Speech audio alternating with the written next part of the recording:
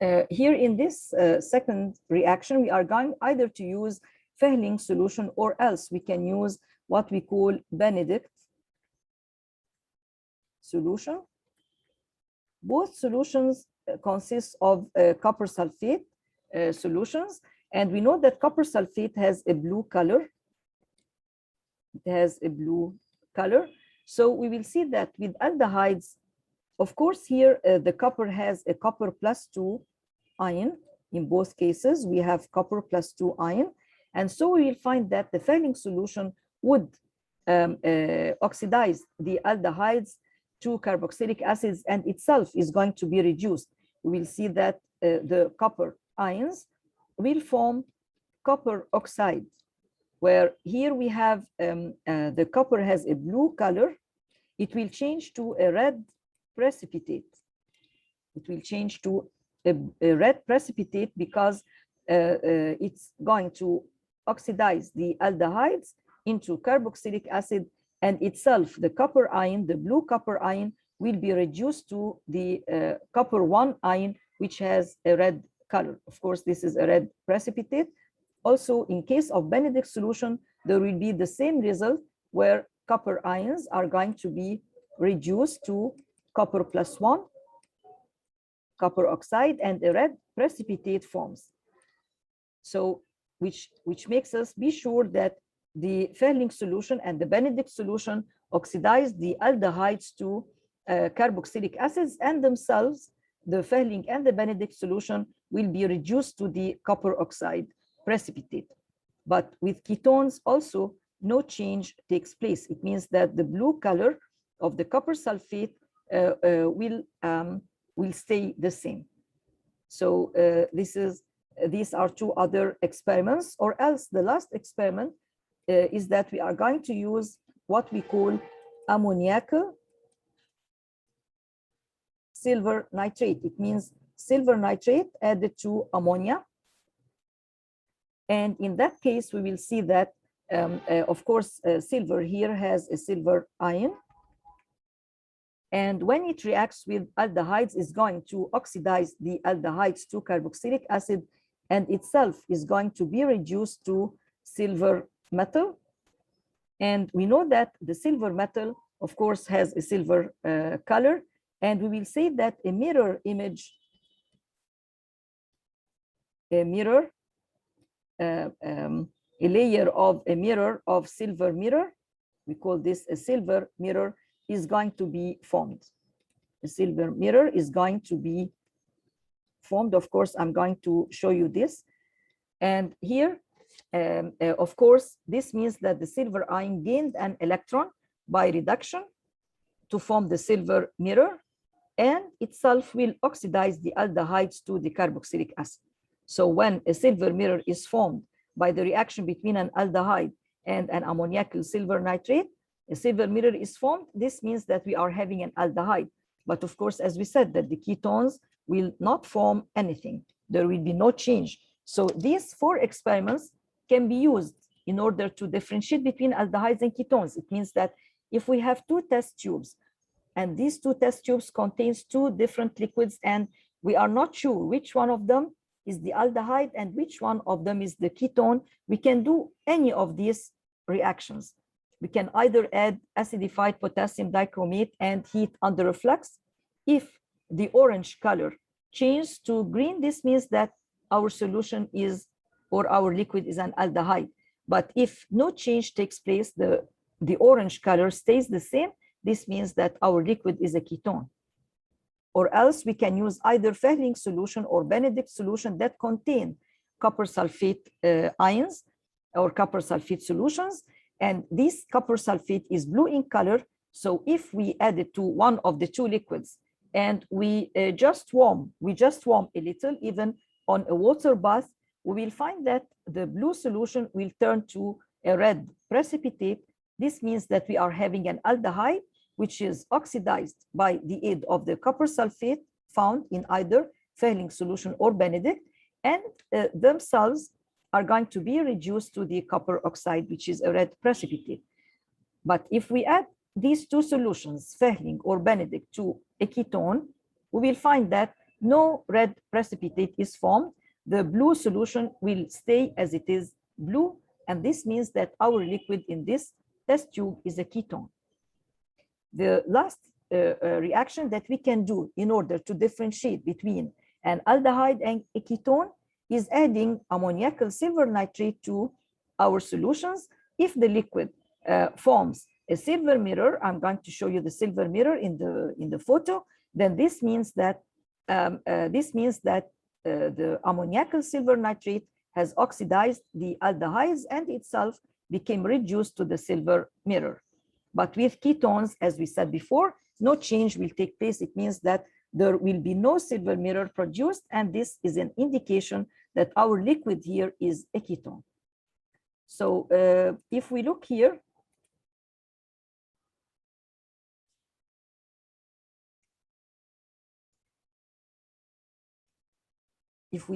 at these reactions to differentiate between aldehydes and ketones, of course, all of them are redox reactions. We said that using acidified potassium dichromate will turn the orange solution to green solution in case of aldehydes only, where aldehydes are oxidized to carboxylic acids and the potassium dichromate is reduced from the chromium +6 to the chromium +3. For Fehling solution and Benedict solution, both have a deep blue color due to the presence of the copper sulfate in both, and using aldehydes, or if they react with aldehydes, they will change into a red precipitate of copper 2 oxide, of copper 1 oxide. And this is an indication that we are having an aldehyde. Tollens reagent, which is ammoniacal silver nitrate. So here it will form a silver mirror in case of aldehydes, but it forms nothing with the ketone. If we look here at the figures here, as you see here, we have two solutions. One of them is an aldehyde and the other is a ketone, or else maybe this is the aldehyde at the beginning, and when we added, there was an aldehyde in this test tube, and this is a Fehling solution which has the blue color of copper sulfate. And when we add the Fehling solution to the aldehyde and just warming a little bit, we will find that a red precipitate is formed of the copper 2 oxide. And this is the last reaction between an aldehyde and ammoniacal silver nitrate. This is the silver nitrate together with drops of ammonia. And when we add it to the aldehyde, we will see that also by just warming a little bit, we will find that a silver mirror, we call this silver mirror. This happens at the sides of the test tube where silver will precipitate at the sides of the test tube, and we call this a silver mirror. So these reactions would make us differentiate between aldehydes and ketones. Now, aldehydes are always going to be oxidized to the carboxylic acids, and we said that instead of writing upon an arrow acidified potassium dichromate and heat under a flux, we can just write O between brackets, which this means that this is an oxidation reaction taking place. Also here, if we start with butanal and it is oxidized by either potassium dichromate acidified or Fehling or Benedict or ammoniacal silver nitrate, it's oxidized to butanoic acid in this reaction. So we write O between brackets instead of writing potassium dichromate. So these are the reactions by which we can differentiate between aldehydes and ketones. Now, these reactions are concerned with aldehydes. They will give a positive result with aldehydes.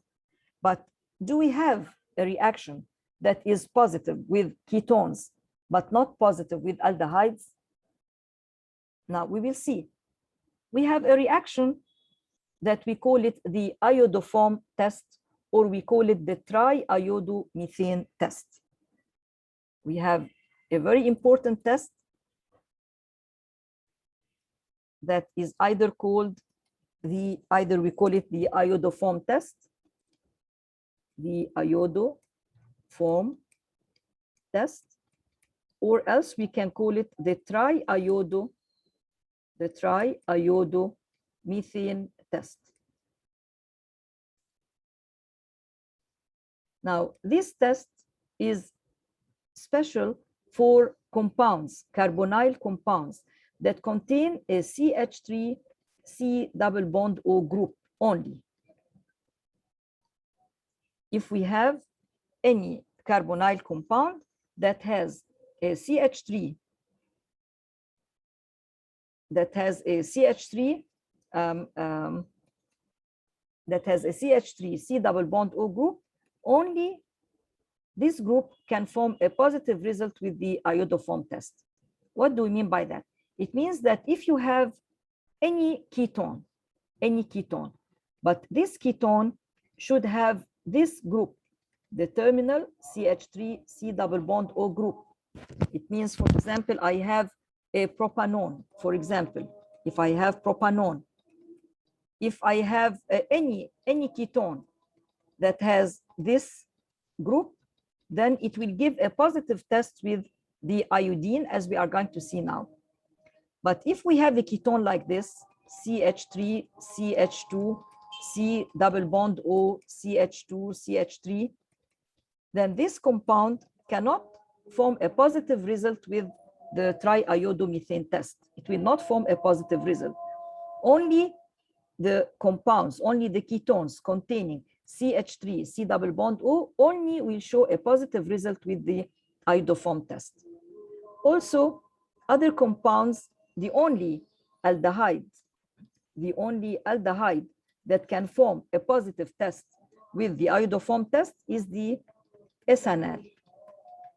This is the only aldehyde that can form a positive test with the iodoform because it contains the group which is the CH3 C double bond O group. So it can form a positive result with the iodoform test. Also, if we have a secondary alcohol, as for example, CH3, CHOH, and then anything else, CH2 or CH3 or whatever, CH2, CH3 or whatever, this means that upon oxidation in the first step, this group is going to be oxidized to CH3 C double bond O, and in that case, we see that this group arises, the CH3 C double bond O, and in that case also it can form a positive result in the iodoform test. So the only compounds that can give positive results with the iodoform test, or we call it, because iodoform is an old name, it is now called triiodomethane test. But of course, you should know both names.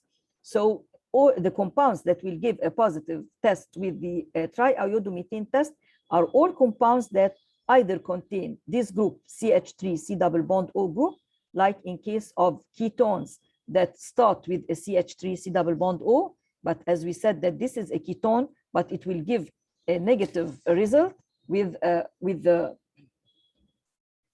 iodoform test. And the only aldehyde that can give a positive result with the iodoform test is the ethanal. And also, if we have a secondary alcohol that contains this group, CH3, CHOH, can also give a positive result because at the beginning, it's going to be oxidized to CH3, C double bond O. And then in a second step, it will form the positive test with the triiodomethane. Now, what is this test and what is the positive result that we are going to see? Now, what happens in this reaction is that if we have a ketone or ethanal or a compound containing a secondary alcohol containing a CH3COH, as we said before, we are going to add our solution. We are going to add our solution to alkaline iodine solution plus sodium hydroxide. We are going to add an alkaline solution of sodium hydroxide. And in that case, if a yellow precipitate of triiodomethane, this is a yellow precipitate of what we call triiodomethane, if this precipitate forms, the yellow precipitate forms, this is an indication that at once our organic compound contains the CH3 C double bond O group. This is the oxidation of this group to form the triiodomethane. Of course, at the beginning, you don't have to know the mechanism, but at the beginning, there will be a breaking down for this part. And at the beginning, 3 iodine molecules are going to react with this compound to form Ci3 C double bond O, and then there will be hydrolysis to this in presence of sodium hydroxide. It's going to be hydrolyzed or broken down to give the yellow precipitate of the triiodomethane. So if we add iodine plus sodium hydroxide, it should be an alkaline solution of iodine, alkaline aqueous solution of iodine. We add it to our liquid. And if a yellow precipitate forms, which is the triiodomethane, this is an indication that our organic compound contains either a CH3 C double bond O group, or it contains a CH3 CHOH group. We call this the triiodomethane test. So as you see here, as we said, if we have a CH3 C double bond O, so if we have ethanol, which is CH3 C double bond OH, we have the group that we said can result in the formation of the iodoform. We have a CH3 C double bond O, and here we have H. This is ethanol. So we have this part that can react with the iodine in presence of sodium hydroxide. We get a positive result. It means that a yellow precipitate of iodoform, which is the triiodomethane, is going to be formed. If we have propane 1-ol, propane 1-ol means that we have CH3, CH2, CH2OH. So if you look at this compound, which is the propane 1-ol, you will find that it does not contain a CH3 C double bond O group, neither it contains a CH3 CHOH group, as we said. So it cannot form a yellow precipitate with iodine and sodium hydroxide mixture, so it will give a negative result. It will not show the yellow precipitate of the triiodomethane. But if instead of propane 1-ol, we took propane 2-ol, this one, this is propane 2-ol, so this will give a positive result with the iodine sodium hydroxide mixture when it is warmed, because at the beginning, this group CH3 CHOH is going to be oxidized to the CH3 C double bond O group, which will give a positive result with the iodine sodium hydroxide mixture. If we take butane 1-ol, it's similar to propane 1-ol. It only is increased by a CH2 group, but the same, because the OH group is a terminal OH. It means that it is bonded to a CH2, and so it will never form a positive result with the iodine sodium hydroxide mixture. It will form a negative test. For butane 2-ol, yes, butane 2-ol will be oxidized at the beginning to butanone. This is called butanone. And then butanone, since it contains the CH3 C double bond O group, it will give a positive result with iodine and sodium hydroxide mixture. Here we have 2-methyl propane 1-ol. Let's draw this to see whether it will give us a positive or a negative result with the iodoform. 2-methyl propane 1-ol. If we draw the propane 1-ol, this is propane 1-ol, and at carbon number 2, we have a methyl group, 2-methyl propane 1-ol.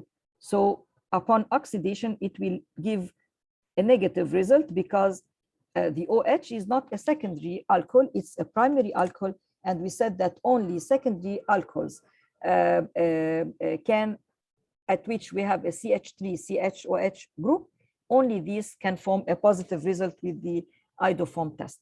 So this is an important test that can give us an indication whether we have a CH3 C double bond O group in our organic compound or not.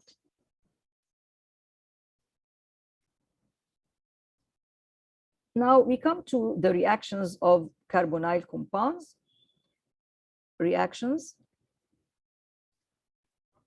of carbonyl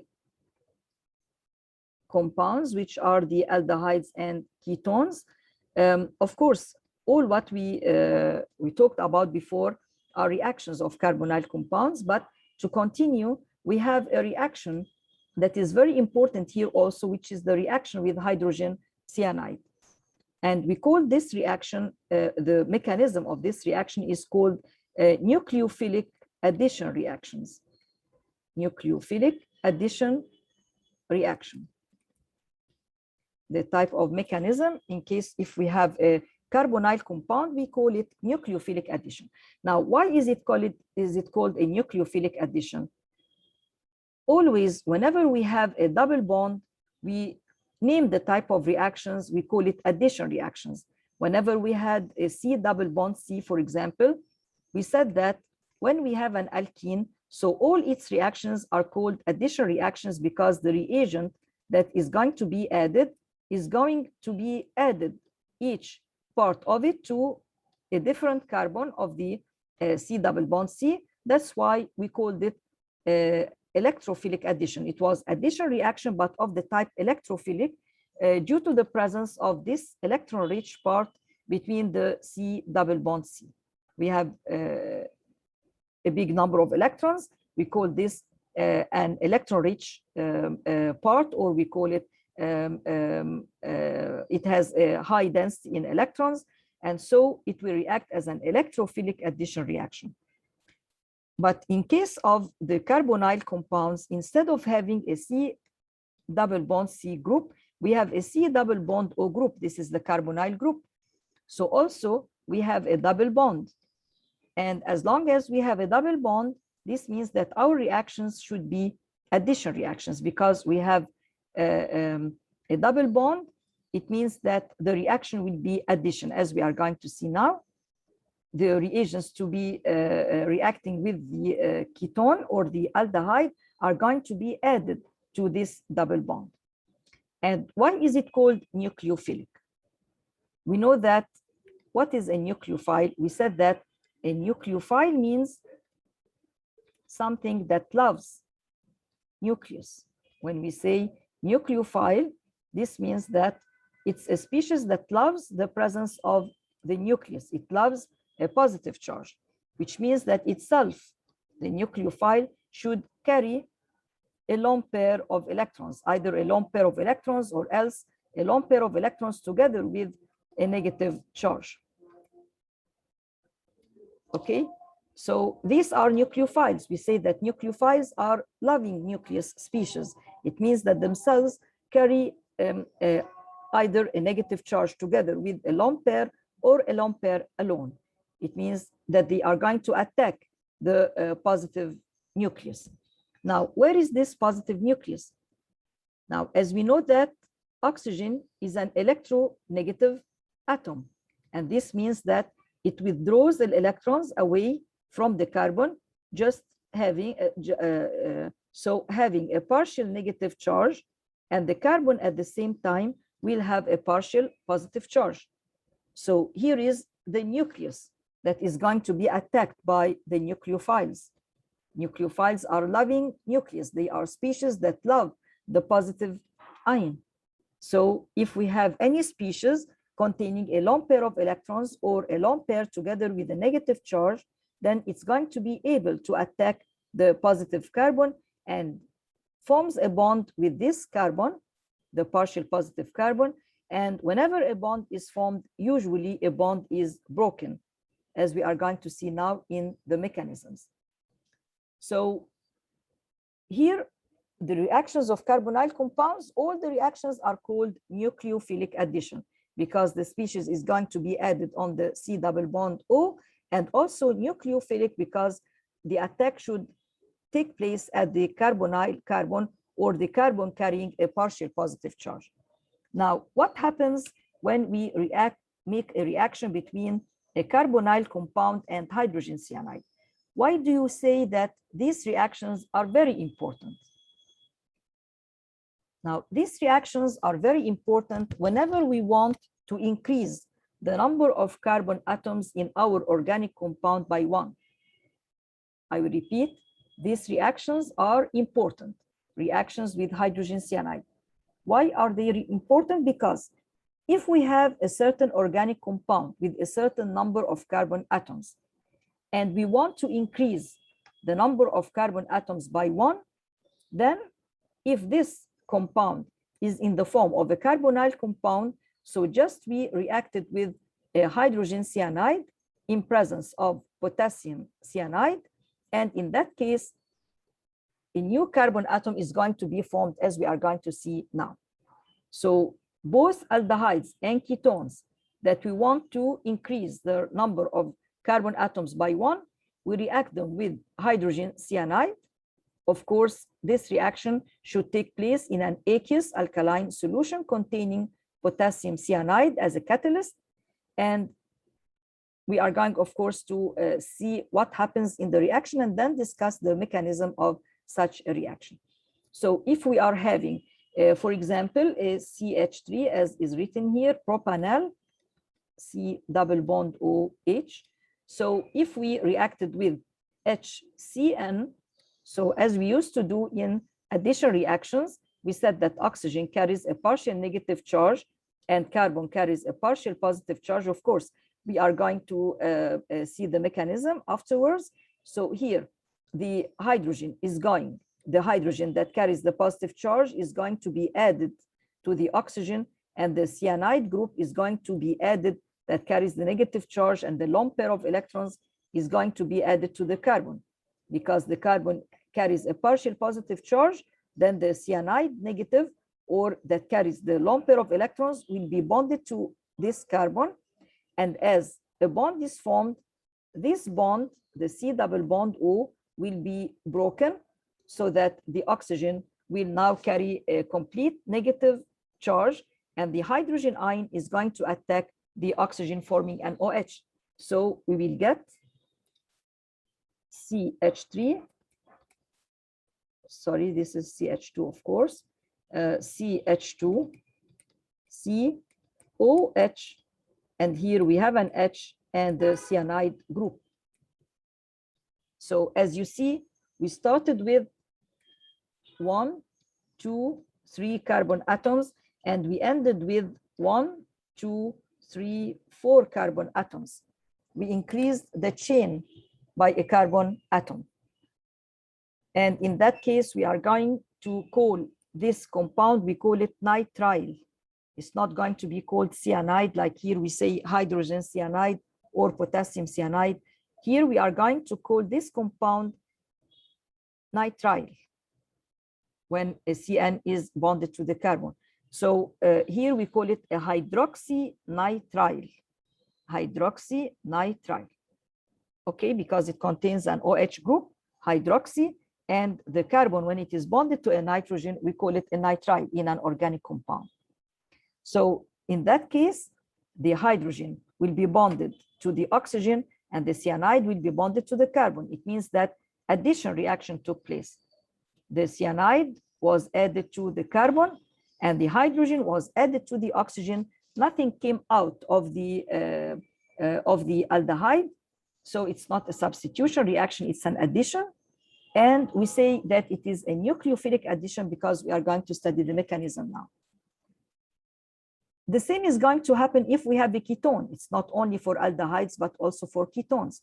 For example, if I have a ketone like this, CH3, C double bond O, CH2, CH3, and I add hydrogen cyanide, of course, in an alkaline solution containing potassium cyanide as a catalyst.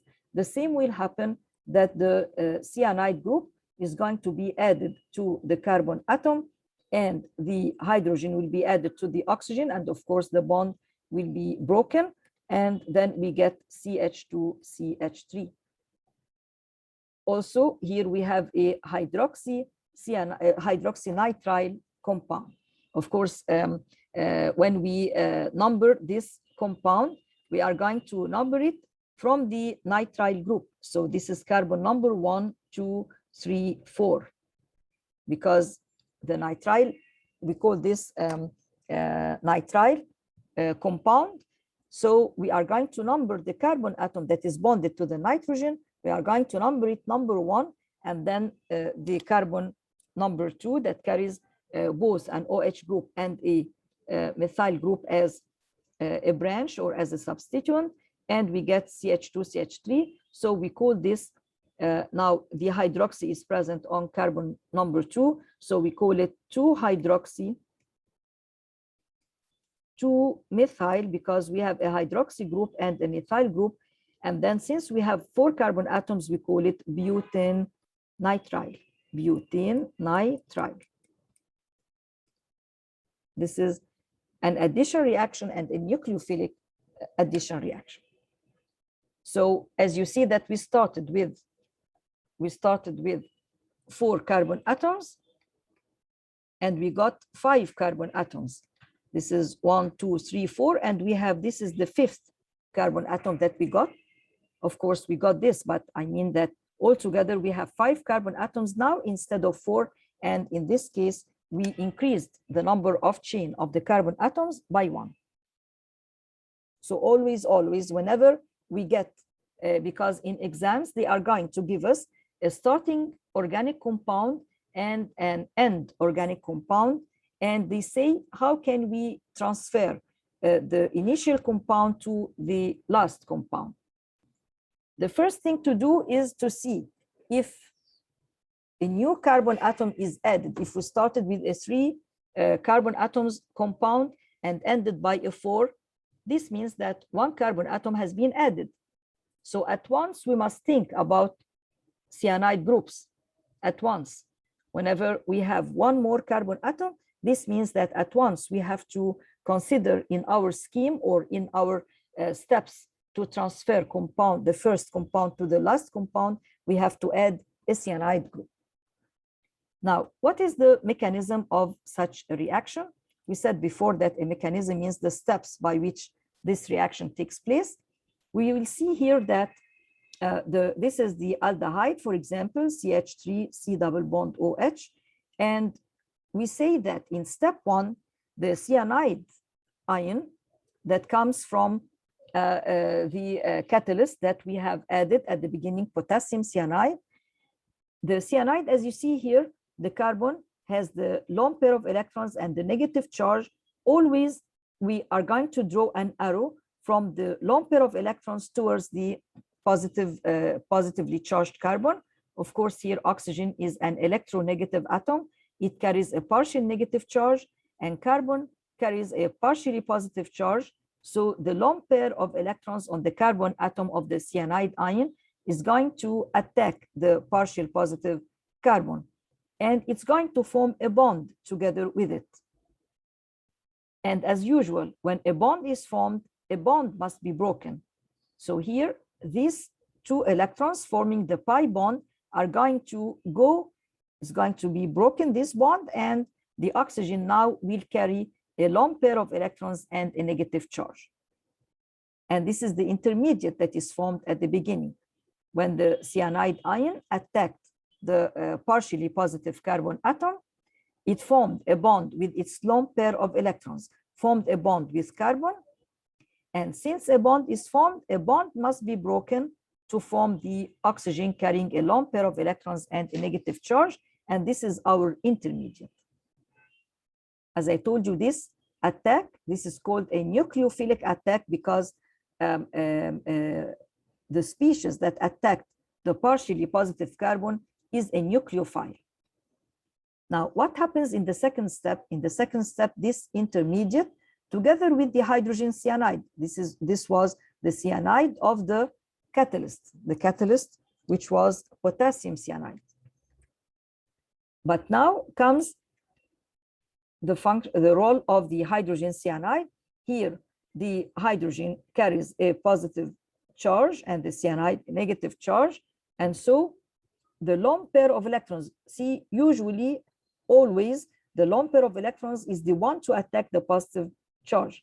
So here, the lone pair of electrons that are present on the oxygen of the intermediate is going to attack the positive hydrogen, and it's going to form a bond together with the hydrogen. So as we said, as a bond is formed, another bond must be broken, and we get the cyanide ion, which is the catalyst.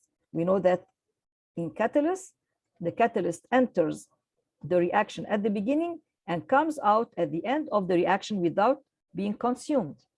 So this is what happened. We started with a cyanide ion, and we got a cyanide ion at the end of the reaction.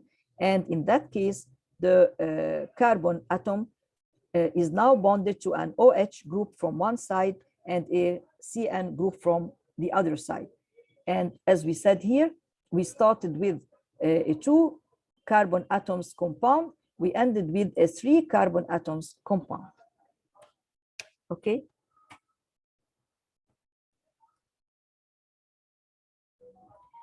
Now, as an evidence that this mechanism proposed is the right mechanism, as an evidence to prove that this mechanism is the right mechanism for this nucleophilic addition reactions, we are going to see that the net product is a racemic mixture. We took before what is a racemic mixture. We said that in case of optical isomers, that have a chiral asymmetric carbon atom in the middle bonded to 4 different groups or atoms, then this is an asymmetric carbon which is bonded to 4 different groups or atoms. We will see that here in this case, the optical isomers, when we have an asymmetric carbon, then we have 2 optical isomers which we call enantiomers. We said that enantiomers are 2 mirror image compounds. One of them rotates the plane of polarized light to the right, and the other rotates the plane of polarized light to the left. And if we have, I'm going to draw them. For example, here, if we have, this is the first enantiomer, CN. For example, this is a CH3 and this is an OH. Then the second enantiomer will be a mirror image of this compound. We get a CH. Here we have an OH. Here we have the CH3. And here we have the cyanide group. So we will see that these 2 optical isomers, we call them enantiomers. We call one of them D and the other we call it L. D is means dextro rotatory, and L means levo rotatory, as we studied before. And this means that one of them rotates the plane of polarized light to the right, and the other rotates the plane of polarized light to the left. And if we have equal mixture of both, we have 50% of the D isomer and 50% of the L isomer. This means that we have what we call a racemic mixture.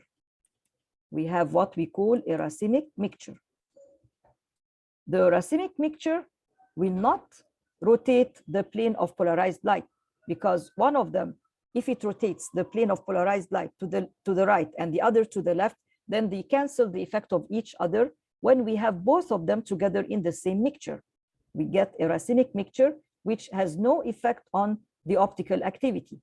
It will not turn the plane of polarized light neither to the left nor to the right, because a mixture of both.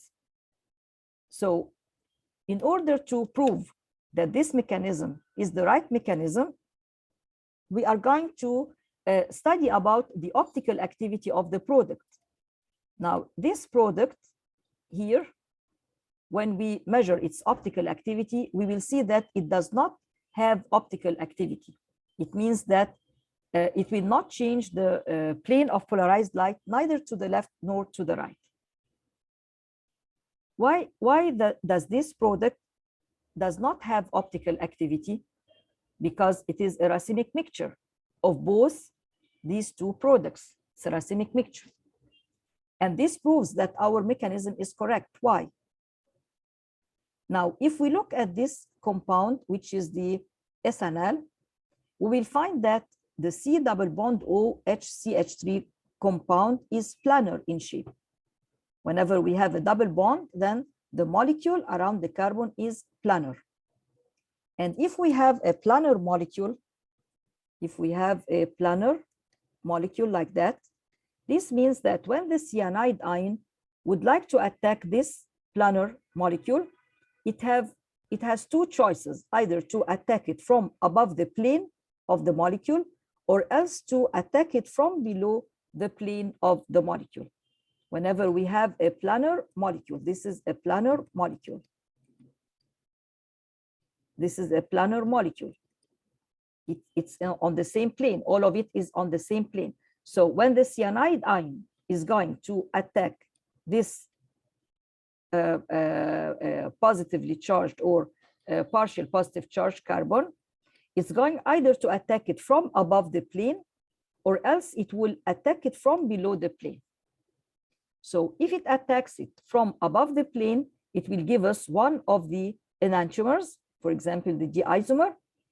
And if the cyanide ion attacks the partial positive carbon from below the plane, it will give us the second isomer, which is the L isomer. I will repeat this.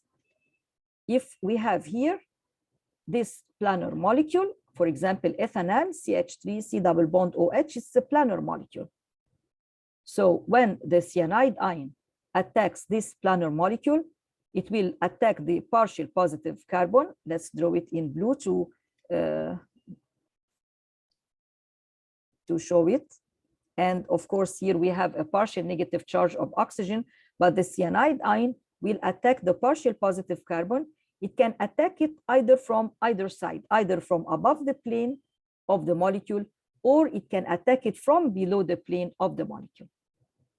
If it attacks it from above the plane, this means that we are going to get one of the enantiomers, one of the optical isomers. And if it attacks the plane of the molecule from below, then it will give us the second enantiomer. So both enantiomers are present because both possibilities are found. We have 50% possibility that the cyanide ion would attack the carbon ion from above the plane, and we have 50% that it would attack it from below the plane. And so we get 50% dextro and 50% levo enantiomers, and together 50% and 50% will form a racemic mixture which has no optical activity. So this mechanism is correct, and the evidence is the formation of the racemic mixture. You will find that this question comes a lot in exams to ask you about the mechanism of such a reaction and why a racemic mixture is formed. They usually ask us why a racemic mixture is formed. Okay. So here, as I told you here, that this is the planar molecule. This is the planar molecule of ethanal. If we connect these atoms together, we get a planar molecule. So the cyanide ion has two possibilities, either to attack the partial positive carbon from above or from below the plane of the molecule, resulting in the formation of the two optical isomers, which we call them enantiomers. And together, since both of them, each one of them is 50%, we get what we call a racemic mixture, which has no optical activity. Okay. Now we come to the reaction with 2,4-dinitrophenylhydrazine. Now, both carbonyl compounds, either we have aldehydes or ketones, both of them give positive result with a reagent which is called 2,4-dinitrophenylhydrazine. Both carbonyl homologous series, either aldehydes or ketones, both of them, all the aldehydes and all the ketones, would give a positive result with a reagent which is called 2,4-dinitrophenylhydrazine. Sometimes we call the 2,4-dinitrophenylhydrazine, we call it Brady's reagent. You must know both names because you could be asked about them both. 2,4-dinitrophenylhydrazine, we sometimes write it 2,4-dinitrophenylhydrazine, DNP. Dinitrophenylhydrazine, or we call it Brady's reagent. Now, what is this 2,4-dinitrophenylhydrazine? It's this compound. 2,4-phenyl. Phenyl means we have a benzene ring. So this is the benzene ring. We call it phenyl when it is a substituent of an amine. So, or substituent for anything, we call it phenyl. But if it is the main reactant, we call it benzene. But here it is called relative to the amine or relative to the hydrazine, NH2 and H. So here, this is the benzene ring. We call it phenyl. And we have at position number 2, this is position 1 that is bonded to the hydrazine. This is 2, 3, 4, 5, 6. That's why we call it 2,4-dinitro, because we have a nitro group here and there. So 2,4-dinitrophenyl. And then this group is the hydrazine. Hydrazine is NH2, NH2. We call this hydrazine. So when we say 2,4-dinitrophenyl hydrazine, this is the compound that we are talking about. When it reacts with any aldehyde or any ketone, it reacts with its carbonyl group. At once, when these are added together in the reaction mixture, we will see that there will be something called condensation reaction. A condensation reaction takes place where the hydrogen reacts with the oxygen and giving water at the end, because condensation reaction means that two reactants are going to be added together with the release of a small molecule like water. And in that case, the nitrogen will be bonded by a double bond to the carbon. You see, this is the 2,4-dinitrophenyl hydrazine. It contains H2 with this nitrogen, but the hydrogen together with the oxygen are going to form water as a product, and the nitrogen is going to be bonded to the C double bond of the carbon, forming what we call an azomethane. Of course, you don't have to know an azomethane or whatever, but the product formed, all the products formed as a result of the reaction of a carbonyl compound, whether it is an aldehyde or a ketone, with 2,4-dinitrophenyl hydrazine, will result in a compound that has a bright color, which is bright orange color. We will find that it will form a precipitate or a solid that has a bright orange color, or sometimes it could be bright yellow or bright red. It has bright colors. So all aldehydes and ketones, carbonyl compounds, if they react with 2,4-dinitrophenyl hydrazine, which is also called Brady's reagent, they will produce either a bright yellow or a bright orange or a bright red precipitate. And this is a proof that our liquid is either a ketone or an aldehyde. This is a test for the carbonyl group itself. Okay.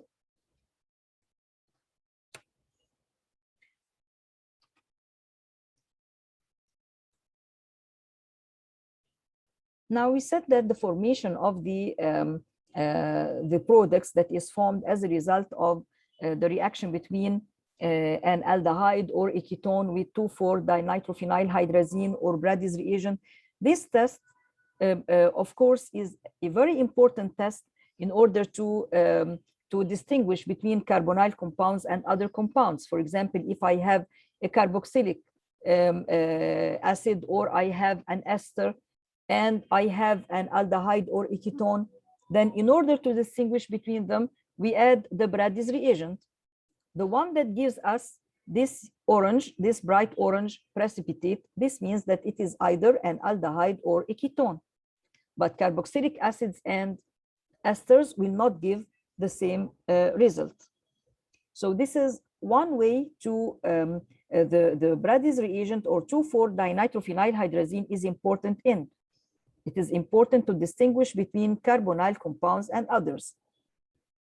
But also it has another important function. Sometimes we will find that some of the compounds have the same boiling temperatures. For example, if we look at pentanal, it means that it's an aldehyde containing 5 carbon atoms, pentane 2-on and pentane 3-on. We have pentanal, CH3, CH2, CH2, CH2, C double bond OH. This is pentanal, 1, 2, 3, 4, 5 carbon atoms. Pentane 2-on, which is 3H3, C double bond O, CH2, CH2, CH3. This is pentane 2-on, and pentane 3-on, which is CH3, CH2, C double bond O, CH2, CH3. Now, we will see that if we look at these three compounds, pentanal, pentane 2-on, and pentane 3-on, we will find that if we measure the boiling temperature of the three of them, all of them have the same melting temperature. So if I have three liquids, one of them is the pentanal, the other is pentane 2-on, and the third is pentane 3-on. If we want to distinguish between them by measuring their boiling temperature, we will not be able to distinguish between them because the three of them has the same boiling temperature. But we want to distinguish between them. So what are we going to do? Here comes the role of the 2,4-dinitrophenylhydrazine. So we are going to react each one of them, hydrazine. So we are going to react each one of them with 2,4-dinitrophenylhydrazine. Of course, all of them are going to react with it because all of them are either aldehydes or ketones containing the C double bond O group. And this means that they are going to form the red or orange or bright yellow products containing this compound. But how can we distinguish between the three of them? All of them are going to react with 2,4-dinitrophenylhydrazine, but the product formed in each will have a different melting temperature than the other. Of course, all of them are going, when they react with Brady's reagent, they are going to form the orange precipitate. If we take this orange precipitate and dry it properly and then measure its melting temperature, we will find that the melting temperature of the first one, when it reacted with 2,4-dinitrophenylhydrazine, is 104.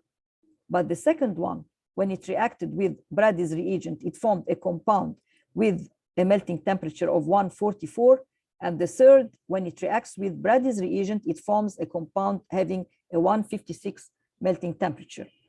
Although the three of them, without reacting with the 2,4-dinitrophenylhydrazine, the three of them had the same boiling temperatures. So if we want to distinguish between them, we should react them first with 2,4-dinitrophenylhydrazine, and the products formed will be dried and measure their melting temperature. We will find that each one of them will have a different melting temperature than the other. And in this way, we can distinguish between these three compounds, carbonyl compounds. Okay, understand?